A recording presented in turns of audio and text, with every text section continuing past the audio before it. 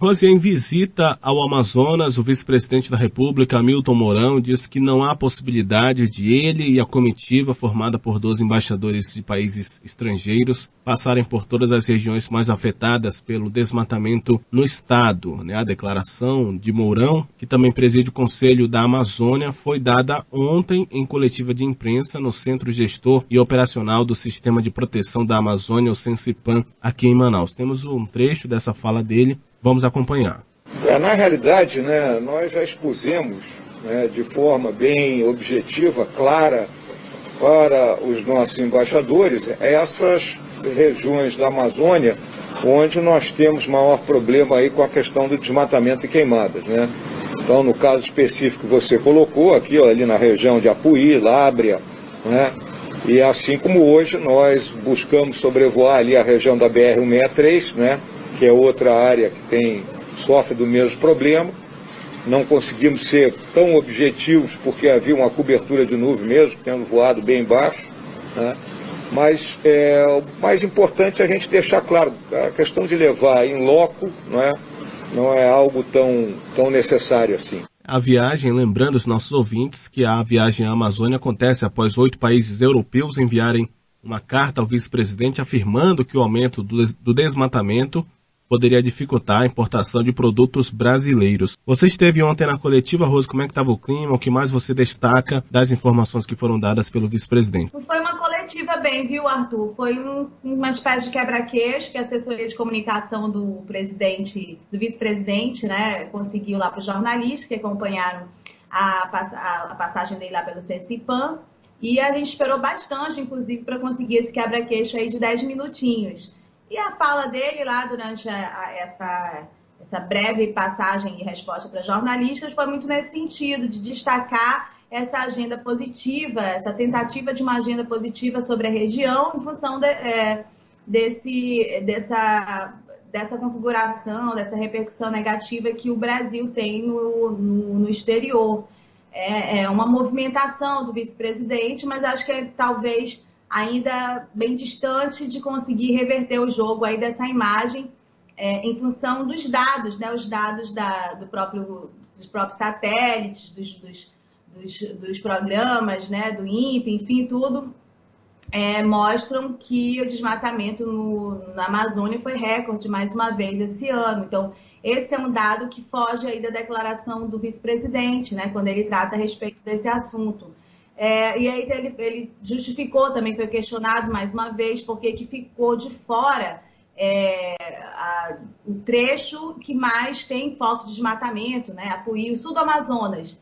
E ele diz que as pessoas que estão nessa comitiva estão devidamente informadas da diferença da região e como acontecem as coisas aqui, mas que não dava para incluir tudo nessa viagem aí. O interessante é que esse local para onde foi levado, vai ser levado ainda essa comitiva, é realmente um espaço mais preservado, no Alto Rio Negro, e que está longe do arco do desmatamento. Arco de desmatamento esse que é o grande conflito que se coloca em discussão, por exemplo, quando se fala a respeito da BR-319, quando se fala a respeito da não fiscalização, que acaba ampliando ali a atuação de grileiros, enfim, de uma série de outras de pessoas que acabam cooperando para o aumento do foco de desmatamento aqui na Amazônia.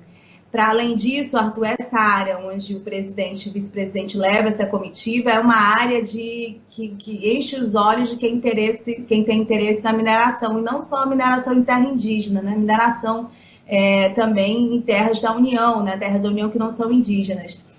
E esse assunto também acabou não tendo aí um grande espaço na fala do vice-presidente. Hoje sim, hoje haverá uma coletiva, um espaço maior para questionamento e fala do vice-presidente. Vamos ver se ele se posiciona a esse respeito. É bom fazer um registro, Arthur, até para a gente não ficar aí com uma má fama, sobre tudo que aconteceu ontem. Eu achei interessante que na coletiva do vice-presidente teve uma pré-combinação de tempo com os jornalistas, O assessor dele disse, olha, vamos ter 10 minutinhos, vamos fazer um acordo aqui de cavalheiros e damas, só 4 jornalistas interferirem, não fazer mais de uma pergunta, não faça mais de uma pergunta, para poder todo mundo ter chance, e ali a gente conseguia esses 10 minutos que eu consegui que o vice-presidente atendesse vocês. Essa foi a proposta que foi feita pelo assessor dele. Quando terminou os 10 minutinhos, uma outra pessoa também fez pergunta, um outro jornalista, eu próprio pedi que ele falasse sobre a eleição dos Estados Unidos, e tudo bem, ninguém foi ofendido, ninguém levou encarada de autoridade, ninguém levou empurrão nem safanão e nem teve que se defender dos agentes de segurança do vice-presidente da República em função de ter feito pergunta, né, que é a atividade básica do jornalismo, como a gente diz aqui sempre. Sem dúvida, ainda bem, né, Rose? Agora, só lembrando, né, que tem essa agenda ainda hoje aqui em Manaus, né, o vice-presidente, a comitiva vão conhecer o Encontro das Águas, visitam aí o CMA, o INCRA, a sede da Polícia Federal, Ministério Público da Justiça e Segurança Pública aqui em Manaus. Vamos ver, vamos acompanhar também para trazer as informações ao longo do dia. Agora, Rose, houve mudança no tom de campanha de Amazonino Mendes, ele levou 64 mil reais em multa, é isso? Sim, é isso, e são duas coisas diferentes. A multa de 64 mil reais, ela foi uma decisão do doutor Alexandre Novaes. A coligação do capitão Alberto Neto, me foge aqui o nome da coligação, mas ela tem atuação da advogada Maria Benigno. E essa coligação entrou reclamando de que o Amazonino não estava cumprindo o que determina a legislação em dar transparência e informação a respeito de todas as suas redes sociais, as redes sociais que serão usadas na campanha. E ele que tem feito massivamente sua campanha eleitoral por meio de redes sociais, né? Bom, o doutor Alexandre concordou com esse argumento dos advogados lá do capitão Alberto Neto, e decidiu aplicar essa multa de 64 mil reais em função de um descumprimento do que exige a legislação. A defesa dos advogados do Amazonino Mendes argumentaram que eles informaram ao Tribunal Superior Eleitoral e ao site do TSE que deu algum problema e que não dá transparência devida, mas isso não serviu aí para convencer o juiz Alexandre Novaes. Ele acabou concordando aí com os advogados do Alberto Neto e aplicou essa multa de 64 mil no candidato Amazonino Mendes. O tom da campanha é um outro detalhe que eu reparei ontem na campanha de TV e rádio do Amazonino Mendes. Ele é o líder das pesquisas, incontestável, há mais de um ano. O início da campanha não alterou essa condição do candidato, né? Ele lidera todas as pesquisas em primeiro lugar. Ele é o nome certo no segundo lugar, na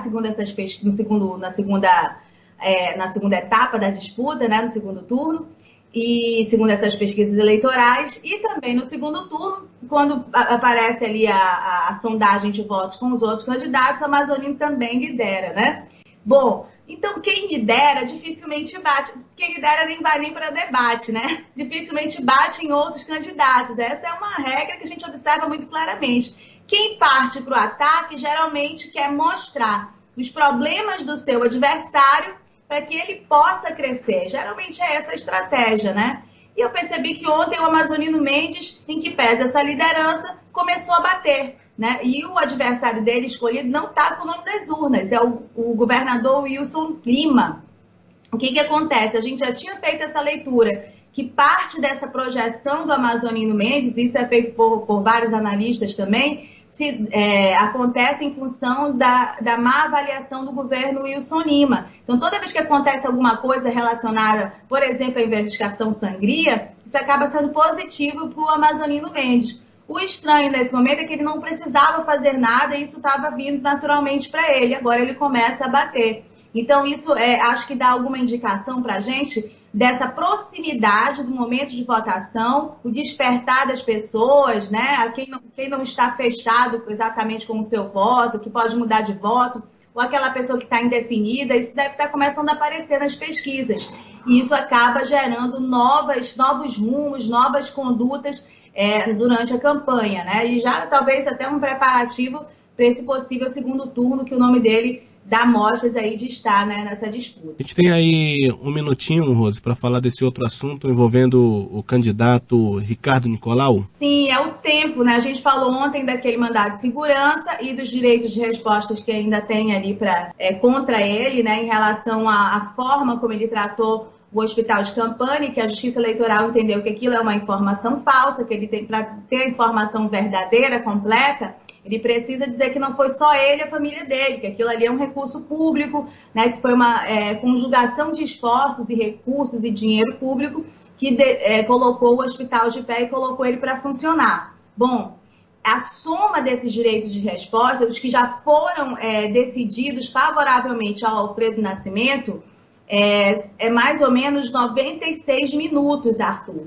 Né? Porque geralmente as inserções elas são 30 segundos, mas quando esse direito de resposta ele é concedido em 1 minuto. Então, assim, a soma do que já foi autorizado, né, em decisão judicial contra o Nicolau, a perda do tempo dele de TV e de rádio em todas as emissoras, soma cerca de 96 minutos. Parte dela já começou a ser cumprida, né?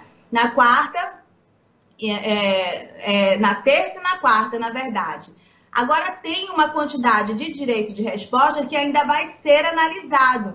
E aí, esses direitos de resposta ainda serão analisados, é uma grande expectativa que eles sejam analisados positivamente por Alfredo. E contrariamente ao Ricardo Nicolau, soma 2.468 inserções.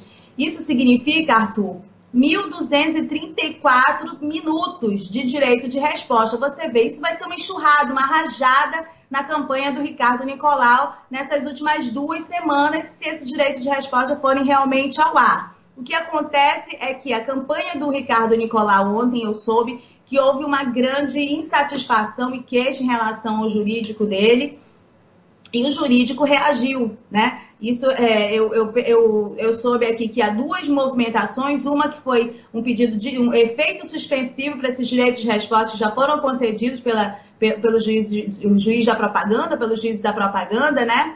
E o desembargador eleitoral, o doutor Márcio Cavalcante, o mesmo que foi relator ontem no mandado de segurança, acatou o pedido do Ricardo Nicolau de efeito suspensivo. Portanto, esses direitos de resposta, que já tem sentença favorável do juiz da propaganda, um desembargador do TRE concedeu o efeito suspensivo para analisar o recurso. Né? Isso deve ser muito rápido, viu, Arthur? Porque em época de eleição, essas decisões precisam ser colocadas em análise muito rapidamente sob pena de perda, de prejuízo para um ou para o outro lado e para o próprio eleitor, né?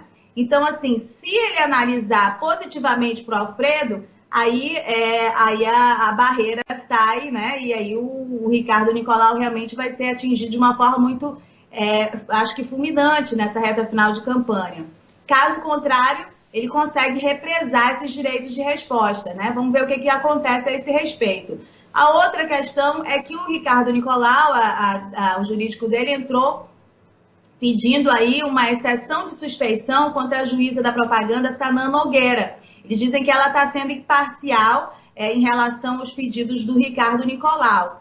O que eu consegui apurar aqui é que a juíza Sanã tem decisões contrárias ao Ricardo Nicolau, especificamente sobre essa situação, que o próprio tribunal foi favorável ontem ao entendimento dela, e que ela, algumas vezes, também deferiu o pedido de Nicolau contra o Alfredo, né? Então, o que demonstra que não há essa balança irregular, né, contra o Nicolau. É o que as pessoas ali que eu tenho acesso no Tribunal Regional Eleitoral mostraram, e mostraram um pouco de indignação também com essa exceção de suspeição apresentada contra a magistrada. Tá ficando quente, né, Arthur? Agora, sim, realmente, essas decisões contrárias ao Ricardo Nicolau, a campanha, o principal mote da campanha dele, eu acho que a tendência é ter um prejuízo muito grande mesmo, parecido com o que aconteceu com a campanha do Marcelo Ramos em 2016. Né? Eles tinham um mote de campanha, o jurídico do Arthur Neto, muito experiente, Daniel Nogueira, o Choi, conseguiram desconstruir juridicamente aquilo, mostrando que não eram informações verdadeiras, portanto, eram informações falsas no entendimento, ganharam um monte de direito de resposta, e a reta final da campanha foi só para dizer que o Marcelo não falava a verdade. Isso acabou sendo fulminante para ele também e melhorando a condição do Arthur Virgílio, porque não estava fácil não para o prefeito se reeleger naquela eleição. Sem dúvida. A gente vai continuar acompanhando para trazer para os nossos ouvintes. Rose, muito obrigado, um ótimo dia para você. Bom dia para todo mundo.